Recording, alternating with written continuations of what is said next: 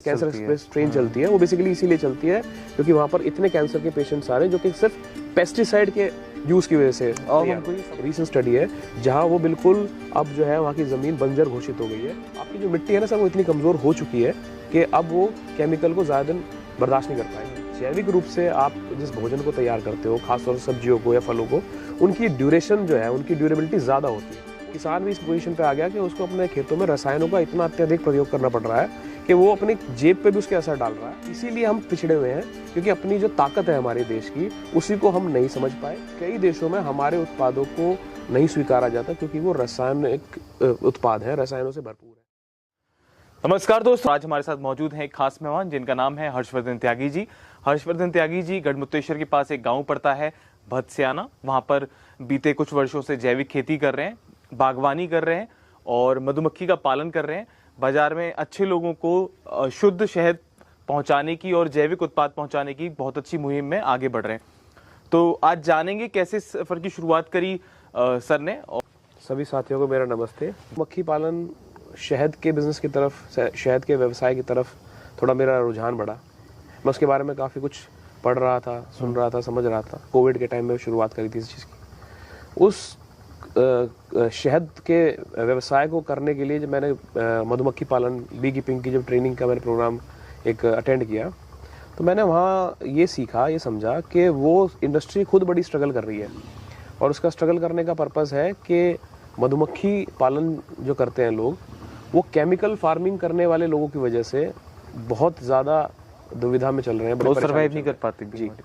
जहाँ पर मधुमक्खी पालन किया जाता है वहाँ अगर रसायनों का प्रयोग होता है, कीटनाशकों का प्रयोग होता है, तो उसका डायरेक्ट असर मधुमक्खी पे पड़ता है। तो मैंने ये देखा कि केमिकल फार्मिंग तो हमारे देश की कृषि को पूरी तरीके से ख़त्म करती जा रही है।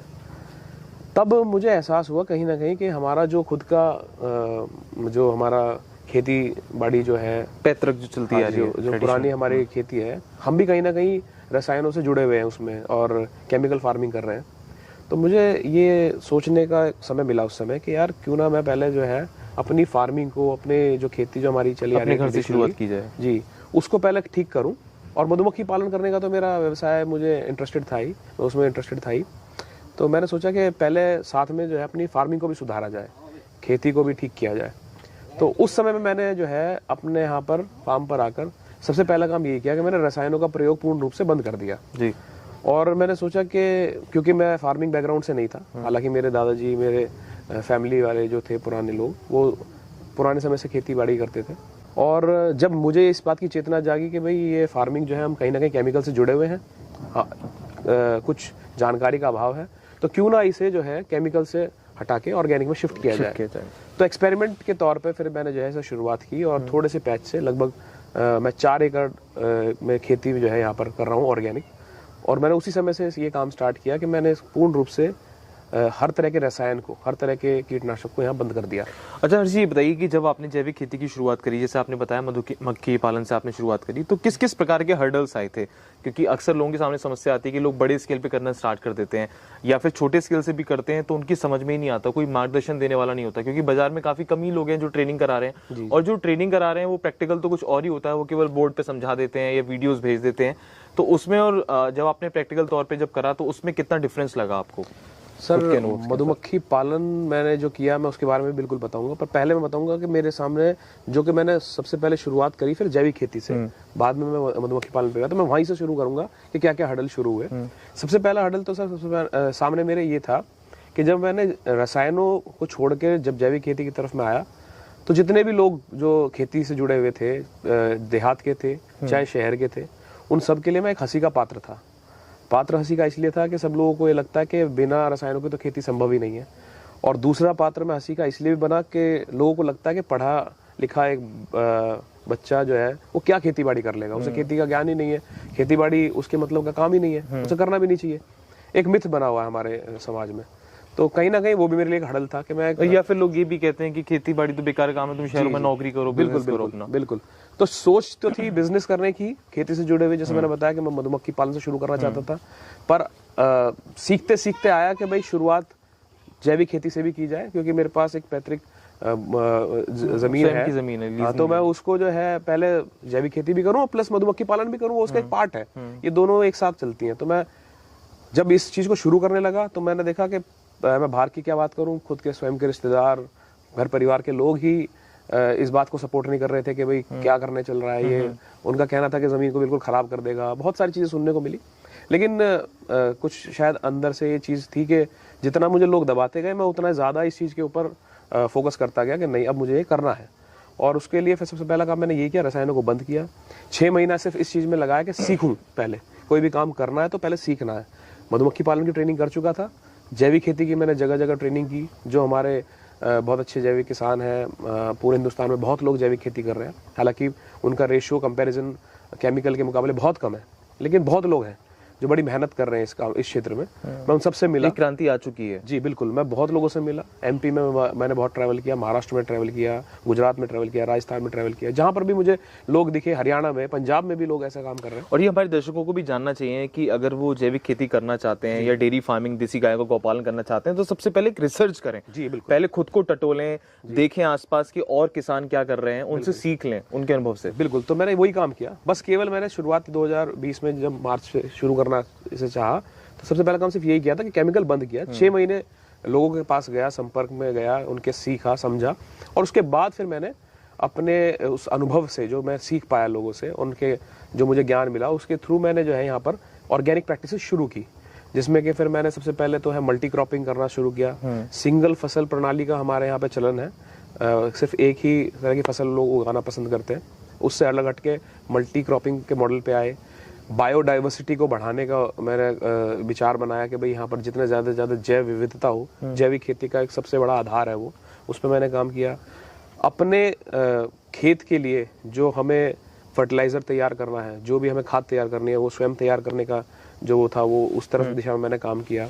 फिर अपने खेत के लिए जो पेस्टिसाइड, जो कीट नाशकों को, बेसिकली ऑर्गेनिक फार्मिंग में कोई कीटनाशक नहीं होता, कीटों से कहते हैं। हाँ जी, कीटों से अपने उसको फार्म को सुरक्षित किया जाता है, प्रिजर्व किया जाता है, एक ऐसा एनवायरनमेंट बनाया जाता है। तो उसके लिए जो भी मैं कर सकता था, मैंने उस दिशा में काम करना स्टार्ट किया। और मैं आज भी सीख रहा हूँ।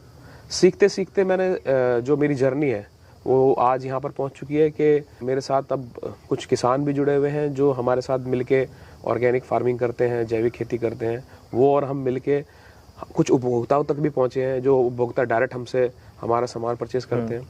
जिस जगह हम बैठे हुए हैं, इस जगह पर आप देख पा रहे हैं कि यहाँ ऑलरेडी एक आम का बाग लगा हुआ था। मैं अपना खुद का अनुभव बताऊं, मैं कोई प्रमोशन नहीं कर रहा आपका, लेकिन जो एक सुखद अनुभूति हो रही है, मुझे सुकून हो रहा है कि मैं एक ऐसे माहौल में, एक ऐसे औरा में बैठा हूं जहाँ पर केमिकल फर्टिलाइजर का उपयोग नहीं है। और बिल्कुल जैसा आपने बायोडाइवर्सिटी का नाम लिया, तो वो एक पूरा औरा मेरे आसपास है जो मुझे सकारात्मक ऊर्जा दे रहा है। जी, तो मैं वही बता रहा था आपको। तो मैंने जो है यहाँ पर उस सब चीज़ों को ध्यान में रखते हुए काम स्टार्ट किया है। और अब हम जो है यहाँ पर आम का हमारा बाग है, उसका हम अचार भी तैयार करते हैं। फ्रूट में मैंगो जाता है। हम यहाँ पर सरसों आप देख पा रहे हैं, अभी पीछे खड़ी है, सरसों का तेल अपना खुद तैयार करते हैं। साथ साथ हम दलहन की फसलें भी करते हैं यहाँ पर।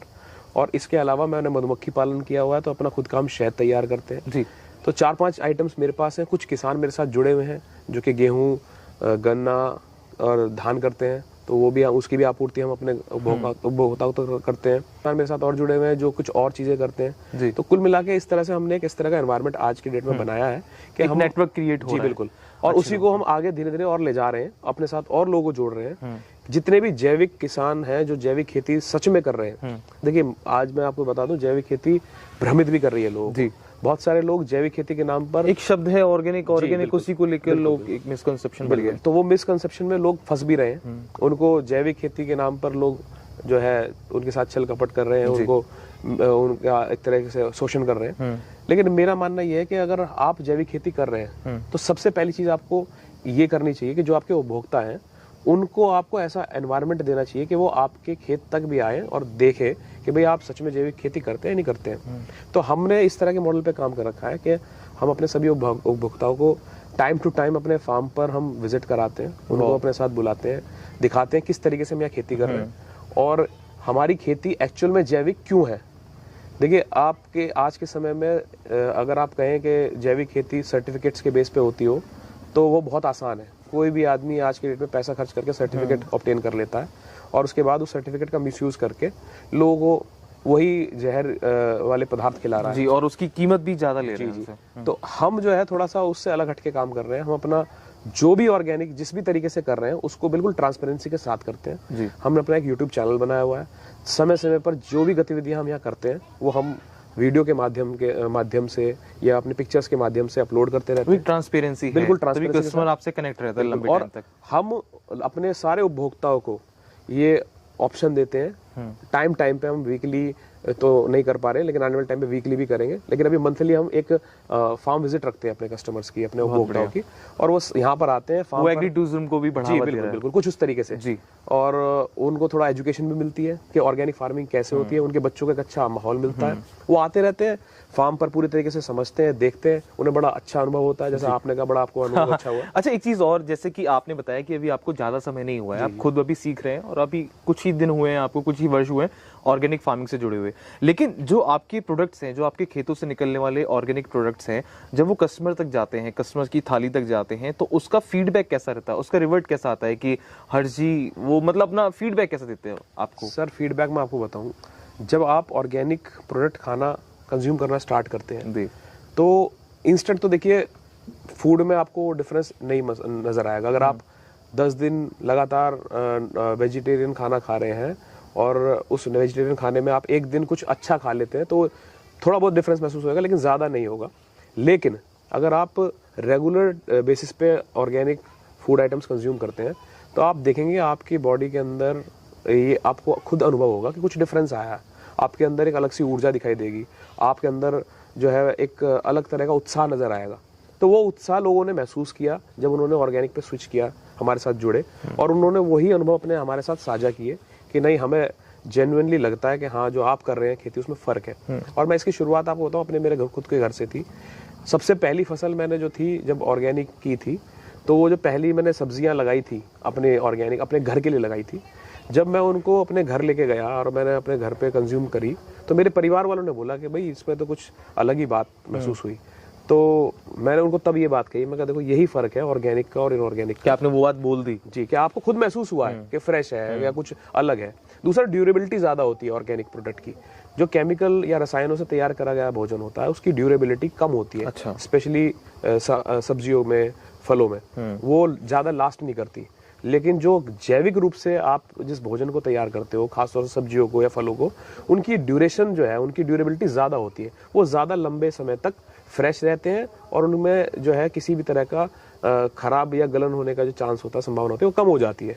तो कुल मिला के कहने मतलब ये लोगों ने भी महसूस की, मेरे खुद के स्वयं के परिवार ने महसूस की, और लोग उसका फीडबैक भी देते हैं, और इसीलिए हमारे साथ दिन प्रतिदिन लोग जुड़ रहे हैं और हम अपने परिवार को धीरे धीरे बड़ा कर रहे हैं। और उम्मीद है कि आने वाले समय में जो है अपने साथ और किसान जोड़ पाएंगे। आज इस समय ऐसी स्थिति में है कि हमारी आपूर्ति नहीं हो पाती है। मेरे पास लास्ट ईयर जितनी भी सरसों हुई वो सारी विद इन 3-4 मंथ्स ही सारा सोल्ड आउट हो गया था तेल। इस बार हमने अपने साथ 2-3 फार्मर और जोड़े कि भाई आप जैविक रूप से हमारे साथ जुड़ो, आपको हम उचित मूल्य देंगे, जो आप मार्केट में सेल करते हो उससे ज्यादा मूल्य पे आपको मिलेगी। तो इस तरह से लोगों को भी जोड़ रहे हैं कि भाई वो भी ऑर्गेनिक प्रैक्टिसेस में उनको एक मोटिवेशन मिल रहा है, प्रोत्साहन मिल रहा है, उनको एक राशि मिल रही है, उनको सपोर्ट मिल रहा है कि भाई उनको प्राइस ज्यादा मिलता है। फिर दूसरा उनको ट्रस्ट भी होने लगा है कि भाई हाँ अब, और वो खुद देखते हैं कि रसायनों से बचने से उनको भी कितना फायदा है, उनकी खुद की सेहत पे फायदा है, उनकी जेब पे फायदा है। क्योंकि रसायन से कहीं ना कहीं किसान इसलिए भी दुखी है कि वो आज उनका जेब पे भी इफेक्ट डाल रही है। दिन प्रतिदिन रसायनों की मात्रा बढ़ानी पड़ रही है फसलों को बचाने के लिए, फसलें नहीं बच पा रही। क्योंकि अब ये इसी तरह से है सर, जिस तरीके से आपको कोई बीमारी हो रही है, आप उसमें अगर एंटीबायोटिक्स लोगे तो जैसे जैसे आप एंटीबायोटिक्स लेते जाओगे उसकी एंटीबायोटिक्स की डोसेज भी काम करना बंद कर देती है। आपकी जो है ना उसमें आपको डोसेज बढ़ानी पड़ती है। बिल्कुल। तो आज किसान भी इस पोजीशन पे आ गया कि उसको अपने खेतों में रसायनों का इतना अत्यधिक प्रयोग करना पड़ रहा है कि वो अपनी जेब पे भी उसके असर डाल रहा है और वो कहीं ना कहीं उससे भी दुखी है। तो जब हमारे साथ जो जुड़े किसान जब ऑर्गेनिक पे आए हैं, उन्होंने इस बात को खुद फील किया है कि वो इस बात का भी सुकून महसूस कर रहे हैं। वो अमाउंट जो दवाइयों पे खर्च कर रहे थे वो उनका बचा है, वो भी बच रहा है, प्लस सेहत पे भी बड़ा अच्छा फर्क पड़ रहा है। आप सर किसी भी खेत में अगर जाएंगे जहां पर रसायनों का छिड़काव हो, और अगर आप तुरंत वहां जाके बैठेंगे या उसके आसपास से घूमेंगे तो आपका सर चकरा जाएगा, इतना असर डालती है ये आपके ऊपर। और वो रोज रहते हैं इस एक्सपोजर में। एक किसान जो अपने खेत पे काम कर रहा है वो रोज फसलों पे जो है कीटनाशक मार रहा है, रोज उस एक्सपोजर में आ रहा है, और फिर उसका असर उसकी सेहत पे पड़ रहा है। तो कहीं ना कहीं वो उस चीज से भी खुश हुए तो आज हमारे साथ जो है काफी किसान धीरे धीरे जुड़ रहे हैं अलग अलग प्रोडक्ट के साथ साथ। अभी हम इतने बड़े भी नहीं हुए हैं कि अपने साथ बहुत ज्यादा किसान जोड़ पाए, लेकिन चल पड़े हैं उस रास्ते पे हम चल पड़े। बिल्कुल। अच्छा, देश के युवाओं को क्या संदेश देना चाहेंगे अपने अनुभव के अनुसार? क्या लगता है आपको, खेती किसानी फायदे का सौदा है? देश के युवाओं को वापस अपने गाँव की ओर पलायन करना चाहिए, और या फिर अगर वो गाँव तक पलायन नहीं कर पाते हैं तो आप जैसे किसानों के साथ मिलजुल के या एक राशि देकर उनसे कुछ वो प्रोडक्ट्स लिए जाएं? क्या संदेश देना चाहेंगे? सर देखिए, एग्रीकल्चर बेस्ड इकोनॉमी है हमारी कंट्री की, और ये देश जो है, अगर मेरा मानना है पर्सनली, अगर किसी क्षेत्र में सुपर पावर बन सकता है, किसी सेक्टर की वजह से सुपर पावर बन सकता है और बनेगा भी जरूर, तो वो केवल एग्रीकल्चर ही है। और इसीलिए हम पिछड़े हुए हैं, क्योंकि अपनी जो ताकत है हमारे देश की, उसी को हम नहीं समझ पाए और उसी को हमने अंडर एस्टिमेट किया है। आज विश्व के कई देशों में हमारे उत्पादों को नहीं स्वीकारा जाता, क्योंकि वो रासायनिक उत्पाद है, रसायनों से भरपूर है। अगर हम अपने देश में साफ शुद्ध आहार उपजाना शुरू करेंगे तो आप देखोगे कि उसका ग्लोबली बहुत अच्छी मार्केट है, जैसे 60-70 साल पहले करते थे। जी जी बिल्कुल, जैसे पहले किया करते थे। तो आज अगर उस दिशा में हम लोग काम करना स्टार्ट करें तो बहुत सारी अपॉर्चुनिटी है। ये इस फील्ड में इतना स्कोप है कि सोच नहीं सकते, और लोग एक्सप्लोर कर रहे हैं उसको। और वही जो आपने बोली, पढ़े लिखों वाली खेती का समय है। बिल्कुल, आपके और मेरे जैसे लोग आज के इस दौर में खेती से बहुत कुछ करने की ओर बढ़ चुके हैं, और धीरे धीरे आप देखोगे कि आने वाले टाइम में कई एंटरप्रेन्योर्स आपको जो है इस क्षेत्र में निकल के दिखाई देंगे जो एग्रीकल्चर से जुड़े हुए हैं। तो मैं ये नहीं कहता कि केवल खेती करना ही एक व्यवसाय हो सकता है, खेती से जुड़े बहुत सारे व्यवसाय हैं। आप खेती बहुत वास्ट जो लोग कर रहे हैं उनको सपोर्ट करने के लिए खेती से जुड़े बहुत सारे आप जो है व्यवसाय कर सकते हो। तो मेरा ये मानना है कि युवाओं को कहीं ना कहीं इस सेक्टर पर ध्यान देना चाहिए, इस सेक्टर की ओर अग्रसर होना चाहिए। प्लस इस सेक्टर में भी जब हम आ रहे हैं तो इस बात का थोड़ा सा ध्यान रखना चाहिए कि केमिकल फार्मिंग का इस देश में स्कोप नहीं है।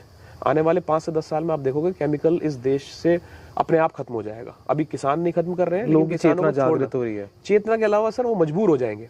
आपकी जो मिट्टी है ना सर, वो इतनी कमजोर हो चुकी है कि अब वो केमिकल को ज्यादा दिन बर्दाश्त नहीं कर पाएगी। इसका रीसेंट उदाहरण पंजाब के बहुत सारे क्षेत्र है हमारे देश में, रीसेंट स्टडी है, जहां वो बिल्कुल अब जो है वहां की जमीन बंजर घोषित हो गई है, क्योंकि वहां पर इतना एक्सेसिव केमिकल का इतने सालों से प्रयोग हुआ है कि वहां का वाटर लेवल भी खराब हो चुका है, वहां की सॉइल, लोगों की सेहत के साथ और सेहत भी खराब हो चुकी है। वहां से कैंसर नाम की कैंसर एक्सप्रेस ट्रेन चलती है, वो बेसिकली इसीलिए चलती है क्योंकि वहां पर इतने कैंसर के पेशेंट्स आ रहे हैं जो कि सिर्फ पेस्टिसाइड के यूज की वजह से। और हमको ये समझना होगा, इस पर काम करना तो होगा। मैं बता रहा हूँ आपको 5 से 10 साल में आप देखोगे लोग मजबूर हो जाएंगे कि इस खेती को वो केमिकल से शिफ्ट करें ऑर्गेनिक पे। तो ये बिल्कुल सही समय है। अगर अभी भी किसान हमारे देश का नहीं जागरूक हुआ, इस क्षेत्र में उसने काम नहीं किया, तो वो मैं कहीं ना कहीं कहूंगा कि वो इतना पिछड़ जाएगा कि वापस आने में उसे बहुत टाइम लग जाएगा, मुख्यधारा से जुड़ने में काफी समय लग जाएगा। तो ये थे हमारे साथ हर्षवर्धन जी, जिन्होंने बताया कि कैसे जैविक खेती की ओर ये बढ़े, और इन्होंने आज की डेट में कई सारे किसानों को, कई सारे कस्टमर्स को अपने साथ जोड़ा है, और पूरी इनकी कोशिश है कि विष मुक्त खेती जो है उसको बढ़ावा दिया जाए और अपने जो ग्राहक हैं उनकी थाली तक विष मुक्त भोजन पहुंचाया जाए। अगर आप भी इनके फार्म पर विजिट करना चाहते हैं, इनके फार्म का टूर लेना चाहते हैं या इनके प्रोडक्ट्स खरीदना चाहते हैं, तो नीचे कमेंट बॉक्स और डिस्क्रिप्शन में हम पूरी डिटेल आपको दे देंगे। अगर आपने हमारा यूट्यूब चैनल सब्सक्राइब नहीं किया है तो सब्सक्राइब करें। धन्यवाद।